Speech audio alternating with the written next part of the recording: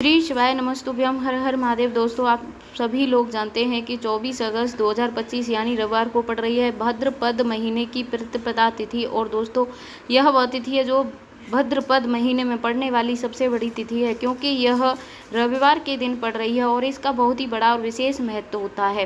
पूजनीय गुरुजी ने कहा है, अगर कभी भी मौका लग जाए और भाद्रपद महीने की प्रतिपदा तिथि रविवार को पड़ जाए तो आप लोगों को सिर्फ और सिर्फ 11 गेहूं के दाने वाला उपाय तो अवश्य करना चाहिए। इन दिनों का सहयोग बहुत ही काम आता है। और दोस्तों, पूजनीय गुरुजी ने अपनी शिव पुराण की कथा में बताया है, इस दिन आपको 11 गेहूं के दाने वाला उपाय तो अवश्य करना चाहिए, क्योंकि ऐसा दिन पूरे साल में सिर्फ एक ही बार आता है। और दोस्तों, आप सभी लोग जानते हैं कि रविवार का अगर सबसे बड़ा कोई उपाय है तो वह 11 गेहूं के दाने वाला उपाय है। तो दोस्तों, इस रविवार के दिन आप लोगों को इस 11 गेहूं के दाने वाले उपाय को ज़रूर करना है। बहुत सारे लोग होंगे जिन लोगों ने इस उपाय को ना किया हो, मतलब पूरा साल निकल गया और इन्होंने किसी भी दिन इस 11 गेहूं के दाने वाले उपाय को ना किया हो। पर दोस्तों, आपके पास एक आखिरी मौका बचा हुआ है जो कि 24 अगस्त के दिन है। तो इस दिन आप लोगों को इस वाले उपाय को ज़रूर कर लेना है। भले ही आपने इस पूरे साल भर इस उपाय को ना किया हो, पर अगर आपने इस भाद्रपद महीने के रविवार के दिन अगर इस वाले उपाय को कर लिया तो आपको इस उपाय को करने का वह फल मिलेगा जिसकी आपने कभी कल्पना भी नहीं करी होगी। तो इसीलिए आप लोग इस वाले उपाय को एक बार ज़रूर कर लेना, ताकि आप लोगों के हाथ से यह मौका ना जा सके और आपको इस उपाय को करने का फल मिल सके। दोस्तों, यह उपाय पंडित जी ने अपनी अभी की शिव महापुराण की कथा में बताया है, जिस उपाय को आज हम आपको बहुत अच्छे से समझाने वाले हैं। इस वीडियो को देखने के बाद इस उपाय को समझने के लिए आपको कोई और वीडियो को देखने की ज़रूरत नहीं पड़ेगी। तो चलिए दोस्तों, उपाय को शुरू करते हैं। देखिए, इस भाद्रपद महीने की रविवार के दिन यह इतना खास होता है, इतना महत्वपूर्ण होता है। देखा गया है कभी कभी बड़े बड़े पूजा पाठ अनुष्ठान से जो मनोकामना पूर्ण नहीं होते, वह इस भाद्रपद महीने के रविवार के दिन एक छोटे से उपाय कर लेने से ही आपकी मनोकामना पूर्ण हो जाती है। और बहुत सारे लोगों ने इस उपाय को किया भी है और उनको इस उपाय को करने का फल भी ज़रूर मिला है। अगर आप भी इस उपाय को रविवार प्रतिपदा के दिन करना चाहते हैं तो आप इस उपाय को पहले अच्छे से समझ लेना, सुन लेना, उसके बाद में करना। इस उपाय का फल आपको ज़रूर मिलेगा। और इस उपाय को कर लेने से आपके घर में चाहे किसी भी प्रकार का दुख और समस्या क्यों ना चल रही हो, आपको उसका कारण भी नहीं पता है कि यह समस्या किस कारण से चल रही है। उसका कुछ भी कारण हो सकता है, जैसे पितृदोष हो सकता है या किसी भी तरह का मंगल दोष भी हो सकता है, और भी बहुत तरह के दोष होते हैं। तो इस दिन आप लोगों को यह वाला उपाय कर लेना है। यह एक ऐसा उपाय है जिस उपाय को अगर आप किसी विशेष दिन पर किया जाए तो उस विशेष दिन का जो है वह तो हमें मिलता ही मिलता है, पर हमने उस दिन पर इस उपाय को किया है तो हमें उससे भी बड़ा फल मिलता है और फल बहुत जल्दी मिलता है, क्योंकि आप इस उपाय को बहुत ही बड़े और विशेष दिन पर कर रहे हो। तो चलिए अब उपाय के बारे में बात कर लेते हैं, लेकिन उससे पहले आप लोगों को यह जानना आवश्यक है कि आखिर यह उपाय किस समय करना है, किसको करना है और कैसे करना है। तो चलिए हम आगे आपको वीडियो में एक एक करके बता देते हैं। लेकिन उससे पहले अगर आप लोग हमारे चैनल पर नए हैं या मेरी आवाज़ पहली बार सुन रहे हैं तो मेरे चैनल को सब्सक्राइब कर लेना और इस वीडियो को लाइक करके कमेंट बॉक्स में श्री शिवाय नमस्तुभ्यम हर हर महादेव ज़रूर टाइप कर देना। और अपने फ़ायदे के लिए, गरीबी दूर करने के लिए इस वीडियो को पूरा देख करके जाना, तभी आपको लाभ की प्राप्ति होगी। यदि आज आपने वीडियो को काट काट कर देखा तो आपको जीवन में कभी सफलता हासिल भी नहीं होगी।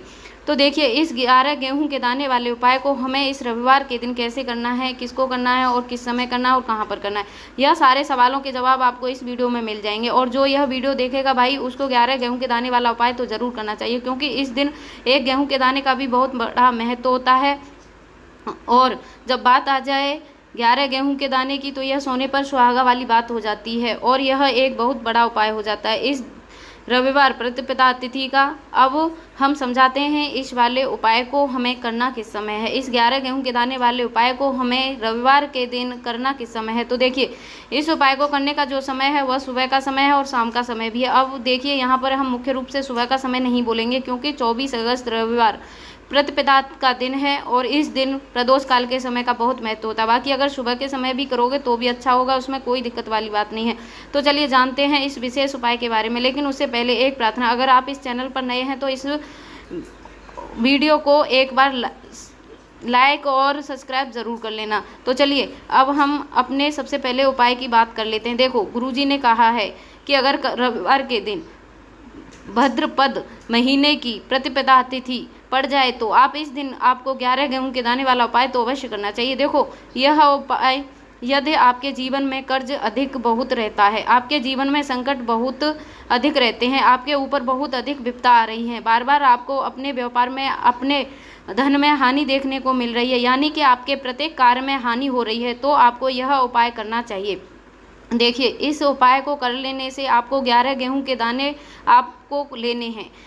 11 दाने लेने के बाद में आपको ज़रूरत होगी 11 चावल के दानों की। 11 चावल के दाने और 11 गेहूं के दाने, और चावल के दाने खंडित नहीं होने चाहिए। अब आप कहेंगे गेहूं कहाँ से लेना है? देखो, आपको किसी भी किराना स्टोर से गेहूं के दाने आपको आसानी से मिल जाएंगे, जाकर के ले लेना। 11 गेहूं 11 चावल के दाने लेने हैं। साथ ही साथ आपको एक तांबे के पात्र के अंदर, लोटे के अंदर अपने घर से शुद्ध जल लेना है। जल आपके खुद के घर का होना चाहिए, मंदिर का नहीं होना चाहिए। अब आप यह सब सामग्री लेकर के पहुंच जाएंगे भगवान महादेव जी के मंदिर में। महादेव शिवलिंग के पास में शाम के टाइम पर प्रदोष काल में, देखो, जब आप यह उपाय कर रहे हों तो अपना फेस रखना उत्तर साइड में। अब यहाँ पर जो मैं आपको क्रम बताने जा रही हूँ ना, उसे क्रम को बहुत ध्यान से सुनिए। महादेव को अगर कोई सबसे प्रिय है ना, तो वो उनकी सबसे छोटी पुत्री, जिनका नाम है माता शोक सुंदरी। जो आपके पास में चावल के 11 दाने हैं, उन चावल के 11 दानों को माता शोक सुंदरी वाले स्थान पर आपको अपना नाम और गोत्र बोलते हुए समर्पित कर देना है। और चावल के दानों को रखने के बाद में जो आपके पास में तांबे का लोटा है ना, उस तांबे के लोटे को कहीं पर भी हम जल नहीं चढ़ाएंगे। सिर्फ और सिर्फ माता पार्वती का जो हस्तकमल आपको दिख रहा है, यहीं पर गोल गोल आपको समर्पित करते जाना है उसी जल को, और कहीं नहीं, ना तो माता शोक सुंदरी वाले स्थान पर, ना तो शिवलिंग के ऊपर। सिर्फ आपको यहाँ पर गोल गोल जलाधारी पर आपको उस जल को समर्पित करना है। अब आपके पास में बचे हुए हैं 11 गेहूं के दाने और बचे हैं ना, उन्हीं 11 गेहूं के दाने को आपको अपनी मनोकामना, अपनी विश कहते हुए महादेव की शिवलिंग के ऊपर समर्पित कर देने हैं।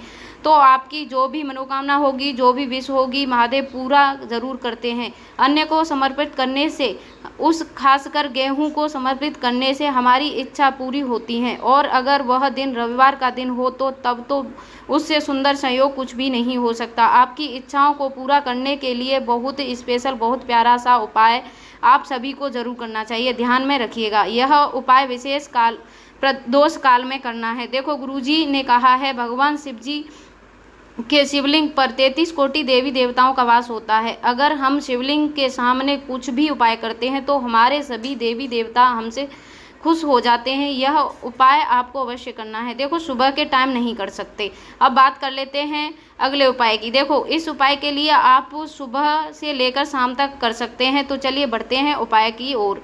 देखिए, इसके लिए आपको क्या करना है, एक काली मिर्च लेनी है। देखो, ध्यान से समझना, एक काली मिर्च लेनी है और ध्यान देना कि काली मिर्च कहीं से भी खंडित नहीं होनी चाहिए। फिर इसके बाद आपको लेना है एक गोल बाती का दीपक। देखो, दीपक आप चाहे मिट्टी का भी ले सकते हैं, या यदि आपके पास मिट्टी का दीपक नहीं है तो आप दीपक, शुद्ध आटा मढ़कर दीपक तैयार कर सकते हैं। बस आपको ध्यान देना है कि उस आटे के अंदर आपको नमक या हल्दी का प्रयोग नहीं करना है। तो आप एक बढ़िया सा दीपक बना लें और उस दीपक में गोल बाती लगाएं। उस दीपक में आपको घी भरना है। देखो, गाय का घी नहीं है तो उसको, उस दीपक में आप कोई भी घी ले सकते हैं। उनको, इन दोनों चीज़ों को लेकर के जाना है बेलपत्र के पेड़ के पास में। देखो, गुरुजी ने अपनी अभी की शिव महापुराण की कथा में बताया है था, जो भी व्यक्ति प्रदोष काल में जो भी एक दीपक प्रज्वलित कर देता है, उसके घर में धन की कमी नहीं होती है। यदि आपके घर में आसपास कहीं बेलपत्र का पेड़ नहीं है, या घर के काफ़ी दूर पड़ता है और आप जा नहीं सकते, तो आगे हम यह भी बताएंगे कि कैसे इस उपाय को करना है। अगर बेलपत्र वृक्ष ना हो तो देखो, अब आपको प्रदोष काल में इन दोनों चीज़ों को लेकर के चले जाना है बेलपत्र पेड़ के पास में। अब क्या करना है, सबसे पहले आपको उत्तर साइड में मुंह करके खड़े हो जाना है, और जो आप दीपक लेकर गए हैं उसे आपको बेलपत्र की जड़ में प्रज्वलित कर देना है।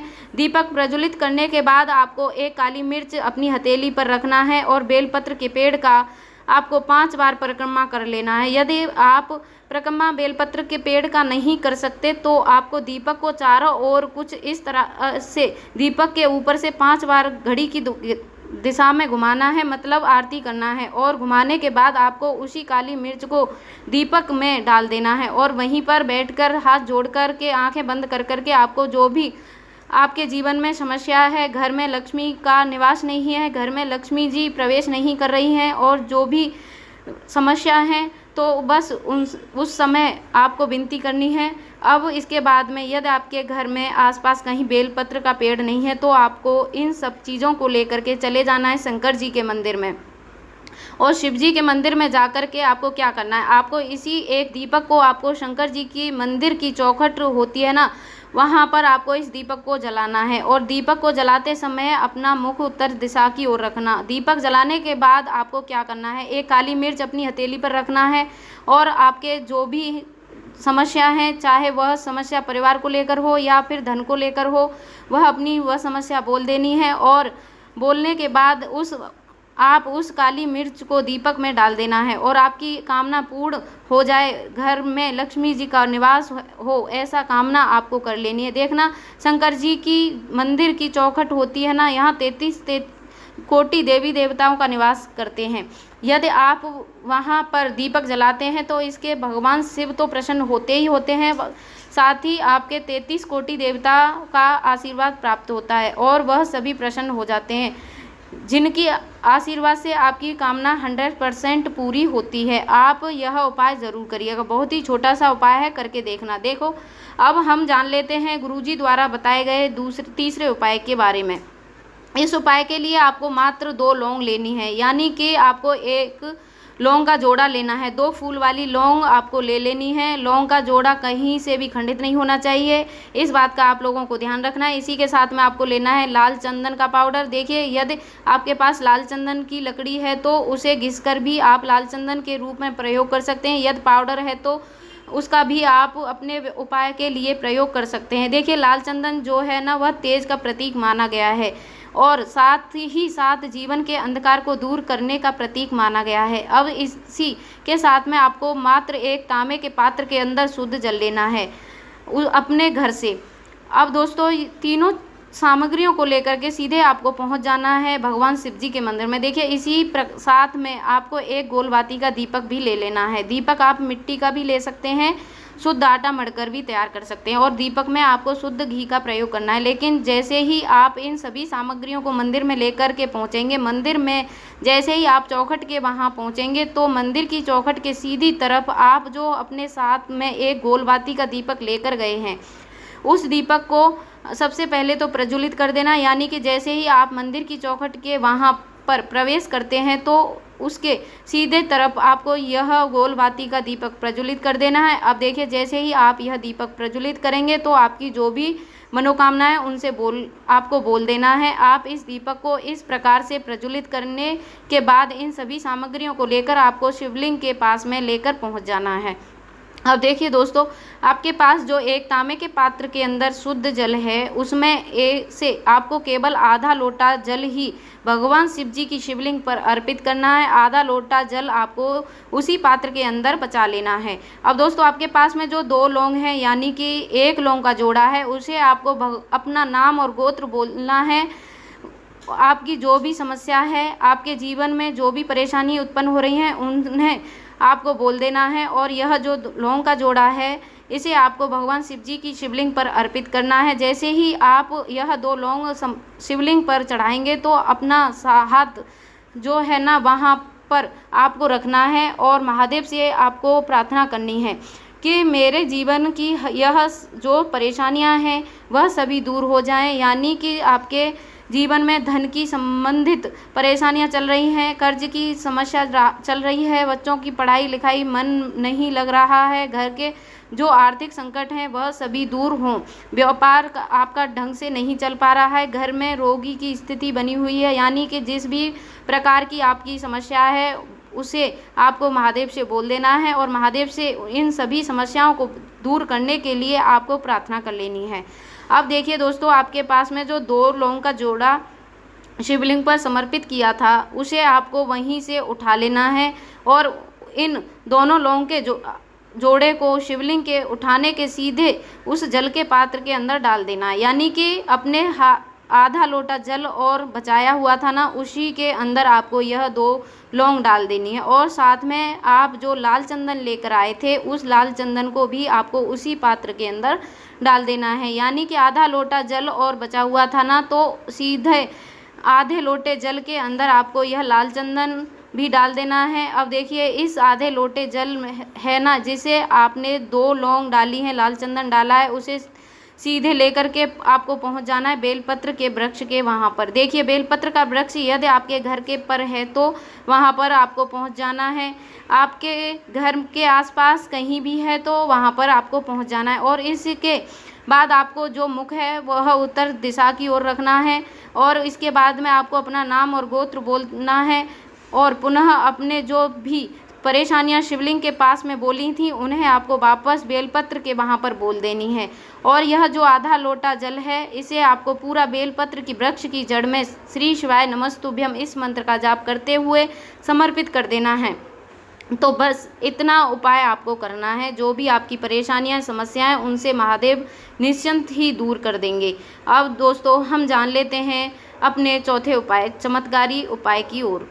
यह उपाय बहुत ही चमत्कारी है, क्योंकि इस उपाय के आपके जीवन में तेजी की वृद्धि होगी। यानी कि जीवन के जितने भी अंधकार हैं वह भी सभी दूर होंगे। तो इस उपाय के लिए आपको मात्र एक गुड़ का टुकड़ा लेना है। गुड़ का टुकड़ा आपके जीवन में तेज की वृद्धि करता है और साथ ही साथ आपके जीवन में जो अंधकार है उसे भी दूर करता है। इसी के साथ में आपको एक चावल का दाना यानी अक्षत का दाना लेना है। या यह चावल का दाना आपके जीवन में सुख शांति को लेकर के आता है। आपके जीवन में धन की तिजोरी जितनी भी परेशानियां हैं उन्हें समाप्त करता है। इसी के साथ में आपको मात्र एक हरा मूंग लेना है।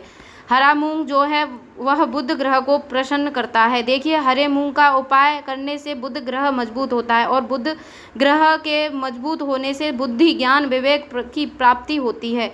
तो यह तीनों सामग्री आपको लेकर के आपको एक एक लेनी है।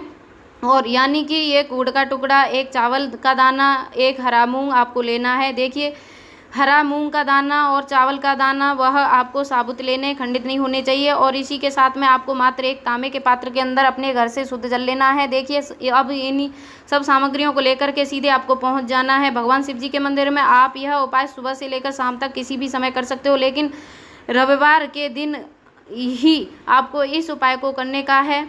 तो सबसे पहले तो यह जो एक गुड़ का टुकड़ा है, एक चावल का दाना है और एक हरा मूंग है, उन तीनों को आपको उस जल के पात्र के अंदर डाल देना है। लेकिन यह जो उपाय है आपके जीवन की सारी परेशानियों को दूर करने के लिए होता है।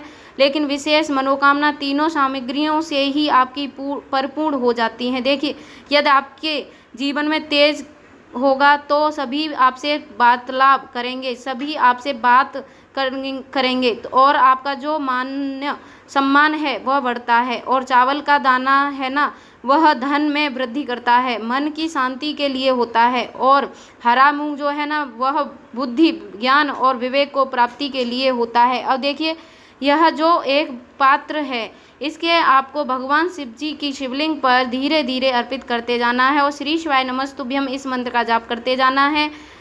और तुम्बकेश्वर महादेव का मन में स्मरण करते हुए, लेकिन तुम्बकेश्वर महादेव का स्मरण करने से यह जो उपाय है और अधिक प्रभावशाली हो जाता है। तो तुम रुकेश्वर महादेव का स्मरण करते हुए यह उपाय करने से आपके जीवन में जो भी अशांति है वह दूर हो जाएगी। तो इस प्रकार से आपको यह सुंदर सा उपाय कर लेना है। इसके बाद बात करते हैं अपने बहुत ही चमत्कारी उपाय की। एक गोलबाती का दीपक लेना है, चाहे आप मिट्टी का भी ले सकते हैं या फिर शुद्ध आटा मढ़कर भी उसका दीपक आप तैयार कर सकते हैं। इसके बाद में आपको लेना है शुद्ध गाय का घी। अगर वह नहीं है तो आप कोई भी देसी घी इस्तेमाल कर सकते हैं। इसके लिए आपको दीपक प्रज्वलित करना है। देखो, अब यह सब सामग्री लेकर के आपको प्रदोष काल में आपके घर में तुलसी जी के घेरे के पास में पहुँचना है। देखो, यह उपाय तो आपको अवश्य करना है। देखो, वहाँ पर पहुँचकर सबसे पहले वह दीपक प्रज्वलित कर देना है और ओम महालक्ष्मी नमः, ओम नमो भगवते वासुदेवाय इस मंत्र का 11 बार जाप करना है। इसके बाद में आपको अपने सीधे हाथ में थोड़ी हल्दी लेकर उस दीपक में अपना नाम और गोत्र बोलते हुए डाल देना है। इसके बाद में माँ लक्ष्मी से आपको प्रार्थना करना है कि हे माँ लक्ष्मी, हमारी सभी दुख तकलीफ़ों को दूर करो। हे महादेव, हमारे सभी दुख कष्टों को ख़त्म करो। इस भावना से यह वाला उपाय आपको ज़रूर कर लेना है। मिलते हैं नेक्स्ट वीडियो में, तब तक के लिए हर हर महादेव, ओम नमः शिवाय। अगर आपको यह वीडियो अच्छी लगी हो तो इस वीडियो को लाइक और शेयर ज़रूर करना।